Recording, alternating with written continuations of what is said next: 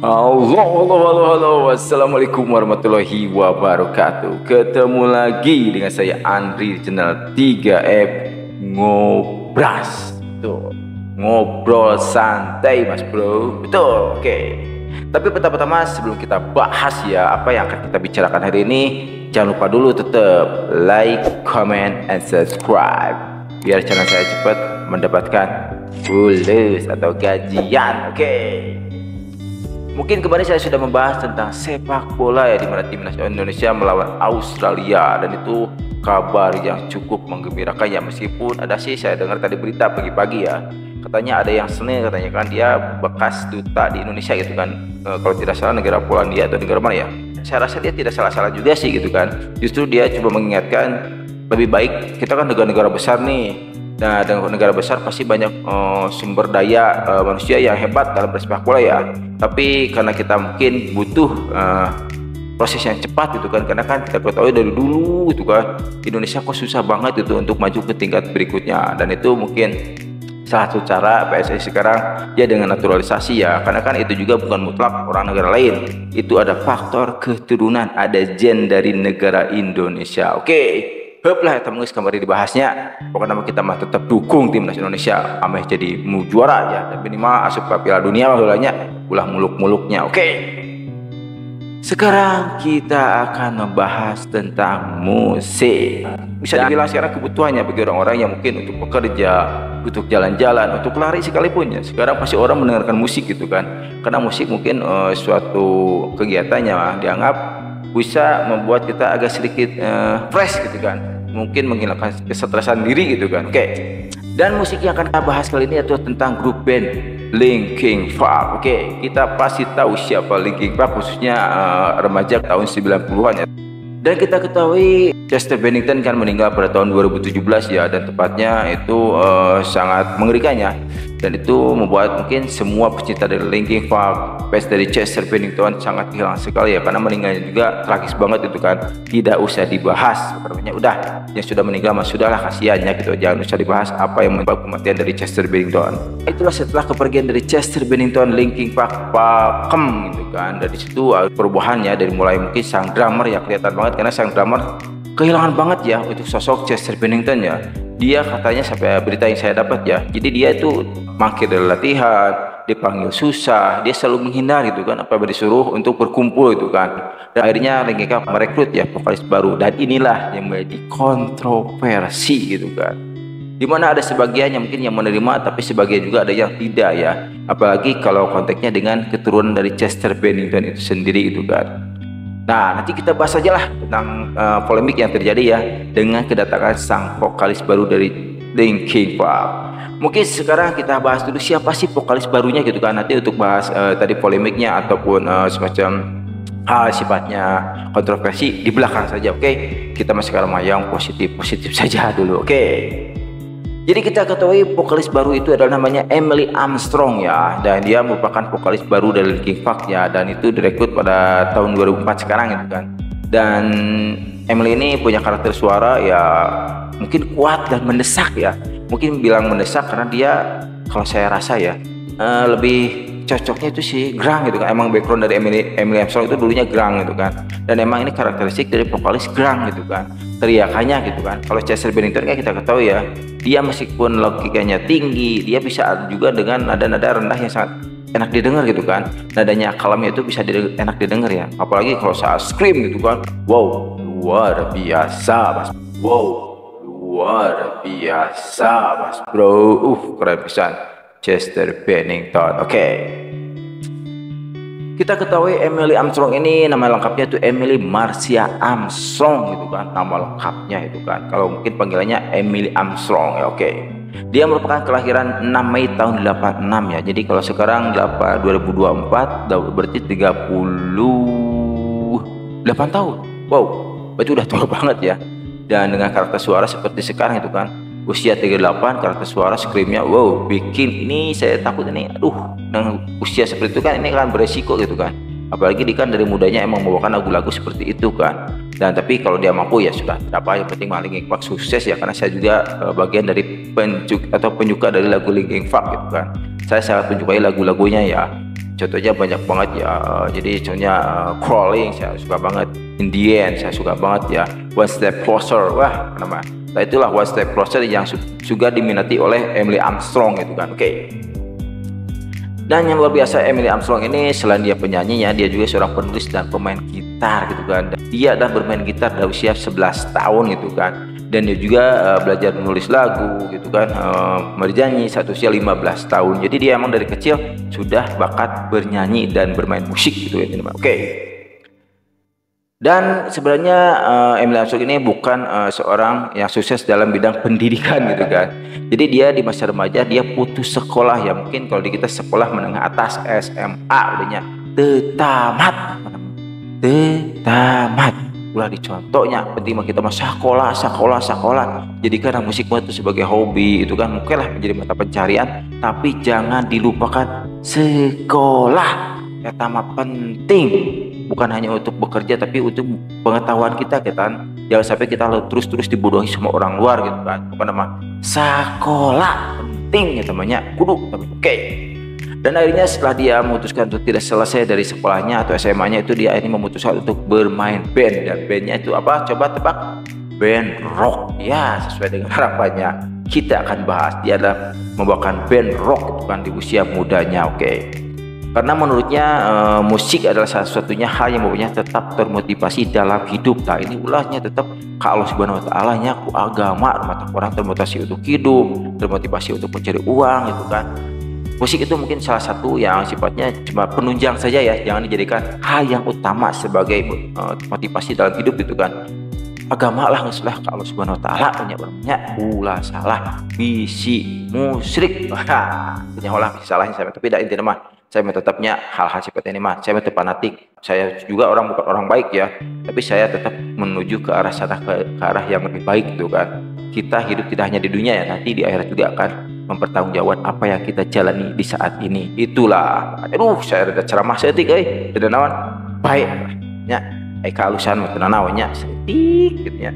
Dan lebih jago mah aya tuh Ustad gitu kan. Saya mah bukan siapa-siapa. Oke. Lalu pada tahun 2002 ya akhirnya Emily Armstrong ya mulai bermain dengan gitaris Six Swiss Medley ya. Dia akhirnya bergabung 2002 ya. Jadi dia mulai aktif dalam bermain musik bersama grup band gitu kan. Dan mungkin tadi bersama gitaris Six Swiss Medley ya yang ia temui melalui seorang teman. Dia suka membawakan lagu Led Zeppelin gitu kan, Steve Nicks, Joni Mitchell, Nirvana gitu kan.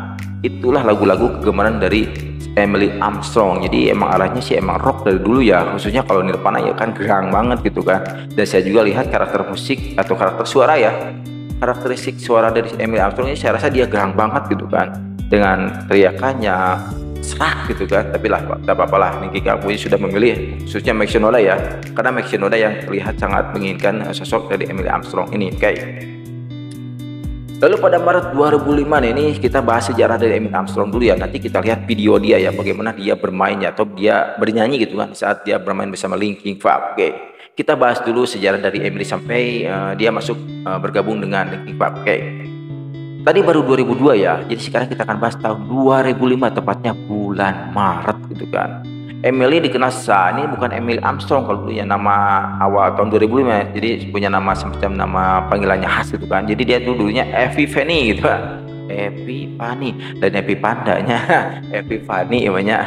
Salah karena ada YouTuber yang namanya Epipanda. Apa kabar Ibu Damang? Nah, dia dari Tasikmalaya sama seperti saya, nama YouTube-nya Epipanda namanya. Oke. Tapi beda konteksnya, kalau kita kan bahasnya rock, Epipanda mah lebih terkesan pop dan dangdut lah gitu, sukanya gitu. Oke. Pertunjukan pertamanya itu Emily Armstrong itu bersama Dead Sarah gitu kan. Nah inilah awal terkenalnya solo Emily itu di Dead Sarah gitu kan. Dan itu bermain di klub-klub malam di Los Angeles gitu kan. Jadi bermain dari klub ke klub gitu kan. Akhirnya dia dikenal sebagai vokalis dari Dead Sarah. Oke. Tapi sebenarnya dia bukan bermain sebagai vokalis tadi, maaf saya koreksi dikit ya. Dan dia sebenarnya bermainkan bass juga ya. Jadi selain dia bernyanyi, dia juga bermain bass gitu kan. Karena kan dia tadi sudah saya bahas ya, dari usia 11 tahun dia sudah bisa memainkan alat gitar. Oke. Kayaknya aku udah ngopi gila kurang apa teh belepotannya. Itu tadi belepotan banyak ngopi gila. Itu bodohnya. Oh, tilu Oke. Dan akhirnya pada tahun 2007 sampai 2011 10 ya, jadi 2007 dan 2010 gitu kan, Dead Sarah sudah melakukan tour dan dengan indie label gitu kan. Jadi sampai 2010 si Emily Armstrong bersama Dead Sarah melakukan tour dengan indie labelnya, karena kan kondisi para band underground khususnya ya, emang mereka kan agak kesulitan untuk memasukkan ke dapur rekaman sifatnya komersil gitu kan. Pasti mereka berawal dari indie gitu kan. Dari mungkin konser-konser dia melemparkan stiker, memberikan kaset gratis, memberikan kaos gitu kan. Emang itulah style dari para indie gitu kan. Mereka mengenalkan grup bandnya itu dengan cara ya dengan pribadinya masing-masing ya, tidak dengan cara dapur rekaman gitu kan. Oke. Tapi kalau sudah terkenal, dapur rekaman justru akan datang kepada dirinya. Banyak contoh ya, dapur rekaman sudah terkenal justru tertarik dengan band yang tadinya yang cuma dikenal dari indie, mulut ke mulut gitu kan. Itu mah geus milikna dari market, itulah rezeki dari Allahnya, tidak bisa diduga-duga. Oke. Lalu pada tanggal 25 September ya, inilah awalnya. Pada 5 September 2024, inilah berkah bagi Emily Armstrong ya. Dia akhirnya kerjasama dengan Linkin Park ya, karena justru ini sejarah dia bertemu dengan Mike Shinoda ya. Jadi Emily Armstrong itu dia itu semacam mungkin latihan atau mengambil semacam suka main dengan di semacam studio Mike Shinoda gitu kan. Dan dia sering bertemu dan akhirnya mungkin karena sering ketemu dan mungkin ya mengetahui karakteristik dari vokalis Emily Armstrong, akhirnya Mike Shinoda mengangkat Emily sebagai vokalis dari Linkin Park. Oke. Nah mungkin kita lihat dulu ya videonya ya, jangan kita bahas lebih lanjut nanti ya, karena kan setelah ini saya akan bahas tentang kontroversi yang terjadi ya. Apa sih yang terjadi dengan kedatangan Emily Armstrong di saat mungkin ada para fans atau mungkin keluarga itu yang tidak menerima dengan kehadiran Emily Armstrong. Kita tonton dulu lah bagaimana sih karakteristik vokalis dari Emily Armstrong. Kita bahas, oke. Nah ini nih lagu 6.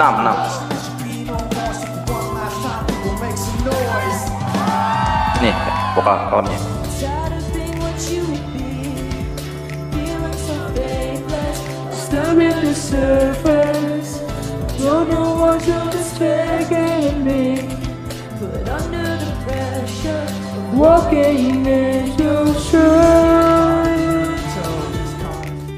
Nah, dengarkan.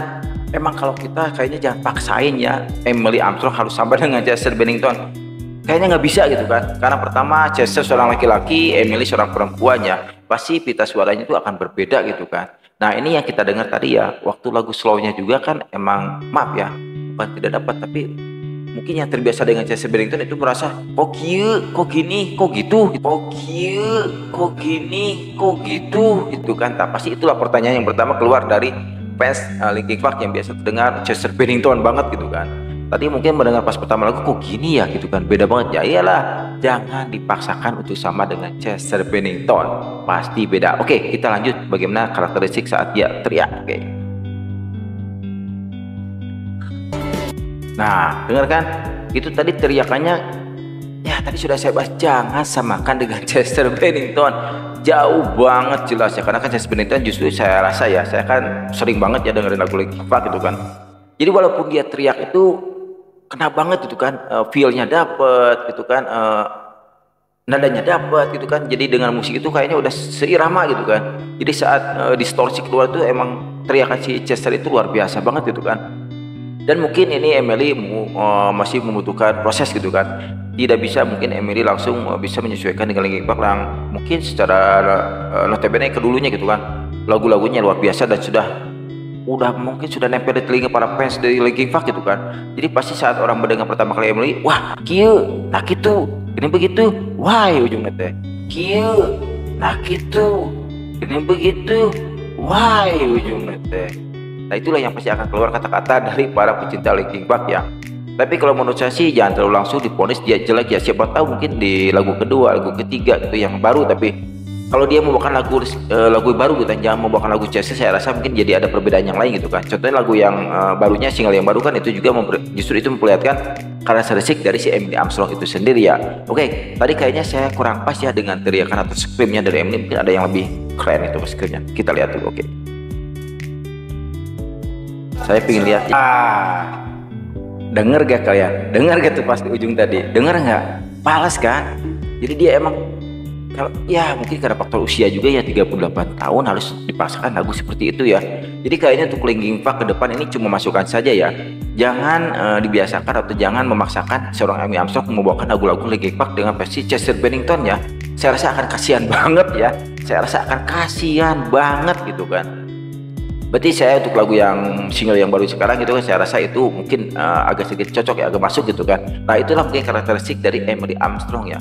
Jadi yang saya harapkan, kalau saya sebagai mungkin temannya dari Linkin Park nih, jangan terlalu dimaksakannya. Jadi kasihan kan. Tadi kita dengar semua ya, di ujungnya itu pales gitu kan. Jadi dia semacam mencukur rasional sama kaca letot gitu kan.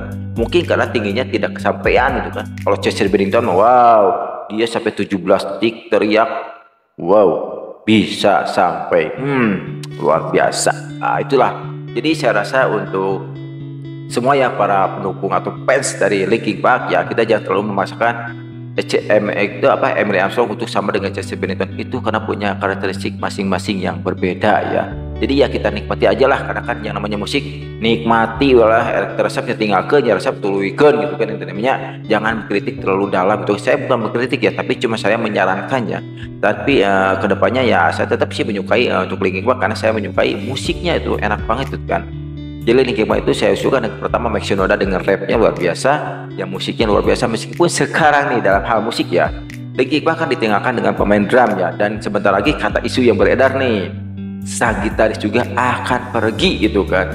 Karena kan di dalam tour ini katanya sang gitaris itu tidak ikut dalam tour ya, tapi digunakan atau menggunakan jasa gitaris lain gitu kan. Karena dia ingin bermain di belakang layar saja katanya gitu kan.